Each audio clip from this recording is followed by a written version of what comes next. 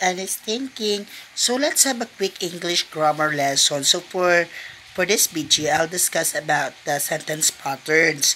So for a student to be good dealing with sentence pattern, he or she should be that knowledgeable about the kinds of verbs. So whenever I teach the sentence patterns to my students, I begin discussing the kinds of verbs so that they will not be confused and it will be easy for them to determine what sentence pattern is being followed by a sentence that is being presented to them by just looking at the verb in it. Okay? So what are the three verbs that they should have in mind? First, the linking verb. Yeah, the is, are, was, were. So whenever they are around, you have the subject linking verb complement the SLBC sentence pattern. But sometimes there are sentences that do not make use of the commonly used linking verbs such is, are, was, and were, but instead having the copulative verbs and the verbs of the senses. So for example, the apple tastes sweet. So it is not following the subject transitive verb direct object. No, the apple tastes what? Sweet. No, it's not like that. Because you cannot change it. You cannot say it this way. You cannot say, for example, I taste the apple. So I taste the apple. I cannot say I am the apple. You see? So that's the good thing whenever you know the verbs of the senses. So she tastes the apple. The apple tastes sweet. It will be the apple is sweet. So that's an example of the that's one of the verbs of the senses. Okay. So again, the linking verbs, na the is, are, was, were, the copulatives, and the verbs of the senses. The copulatives are the verbs that function as linking verbs. Okay. For example of it, grows. Now the verb grows is a copulative verb. For example, the girl grows lovely. Now the girl is lovely. The girl grows kind. The girl is kind. So that's copulative because it can be replaced by the is, are, was, were. So copulative verb. So that's the way. If that's the best way on checking whether you have the verb that is a linking verb in function. So if you have your copulative words and the verbs of the senses, whenever they can be replaced by linking verbs is, are, was, were, then they are linking verbs in function. So SLBC. Okay. The next is the STBDO. No, the SIB, actually, the SIB. So dealing with the SIB and STBDO, the student must have first a clear perception on what is intransitive verb and transitive verb. So that the IB, the intransitive verb, these are the verbs that do not need objects in them. They can stand alone as a sentence. Okay? For example, she dances, she talks, she eats. So those are what? Those are the talks, dances, eats are all intransitive verbs. They can stand alone without objects in them. But if I'm going to say, she eats the cake, she dances the latest song. She dances the latest song. She talks the details about the issue.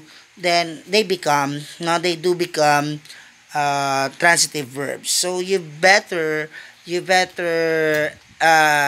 look at the sentence if the sentence given has a direct object in it. So simple as that, no? So the subject intransitive verb, the SIV, a sentence that follows the SIV sentence pattern can be considered as the shortest sentence in English containing only two elements in it. Now, if you're going to pick out the skeleton of it, you must be able to get there the subject and intransitive verb. Then the remaining words in the sentence are all modifiers. Okay? Then next to it would be the subject, transitive verb, direct object. So you have the subject, for example, she, then eats the apple. She is the subject, eats is the transitive verb. Why it is a transitive verb? It asks the question. Now it is asking the question what?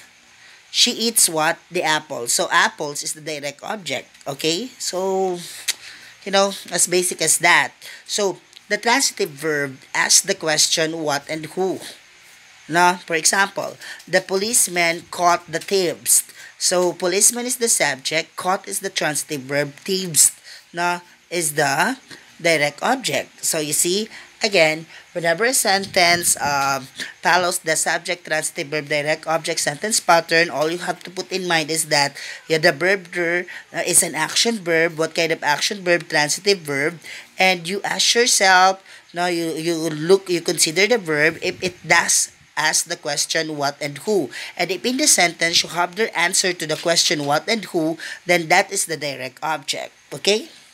Now, the fourth sentence pattern is the that is the STBIODO. That is being considered as one of the difficult sentence patterns, the STBIODO, because you have there the subject, transitive verb, indirect object, direct object. So how are you going to make yourself good at it? Simple. Have this sentence in mind. Now, mother bakes Anna a cake. So mother bakes Anna a cake. So if we are going to study the given sentence, it's basic. Now the subject is mother, bakes. Now bakes, mother bakes. So if you do not have their Anna a cake, you only have their mother bakes. That's SIB, subject and transitive verb. But since we have the entire sentence, mother bakes Anna a cake, then let's find out which is the direct object. Now, find out first which is the direct object. So, mother bakes what? A cake. Now, what answers the question what? It's the word cake. Therefore, cake is the direct object.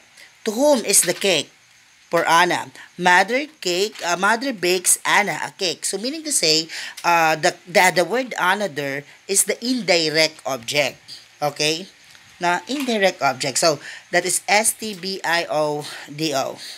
Okay? Subject, transitive verb, indirect object, object. Why indirect object, Anna? It is not the direct object. But the direct object is meant for the indirect object. For whom is the direct object? To Anna. You get it? So, STBIODO. Now, the STBDOOP, the subject, transitive verb, direct object, object of the preposition, is basic. All you have to do is to interchange the position of the indirect object and direct object, then you insert there a preposition. So it will become mother bakes a cake for Anna. So you see, you just need to transform the sentence in the STBIODO to STBDOOP. So how are you going to do it? You reposition the indirect object. You put it next to the direct object, then you insert the preposition to or for. So from the sentence STBIODO, mother bakes a cake, mother bakes Anna a cake. Now it will become mother bakes a cake for Anna or to Anna. So you see why it becomes OP? Because Anna there becomes the object of the preposition to or for. Now, simple as it is. Then the STBDOOC. STBDOOC, it's the subject, transitive verb, direct object, object complement. So the sentence would be the boy caught Andre cheating. The boy caught Andre cheating. The boy is the subject, transitive verb caught who? Boy, Andre. Again, the boy caught Andre cheating. So, boy is the subject, caught is the transitive verb, then the direct object who? Andre. What about Andre? Cheating. So, object complement. The object complement can be a noun complement or adjective complement. Okay? So, it can be noun complement or adjective complement. It can be in a positive or a single word modifier. Single word modifier adjective because it modifies a noun. Okay, so STBDOOC. Okay, and the last sentence pattern is the verb subject sentence pattern, the VS sentence pattern. So usually the example sentence there is that there are bananas. No, there are bananas. Bananas are there. There is a road to salvation. No, wherein the verb comes first. So those are the basic sentence patterns in English. na 10-minute discussion of the sentence patterns in English grammar. Thank you. Bye-bye.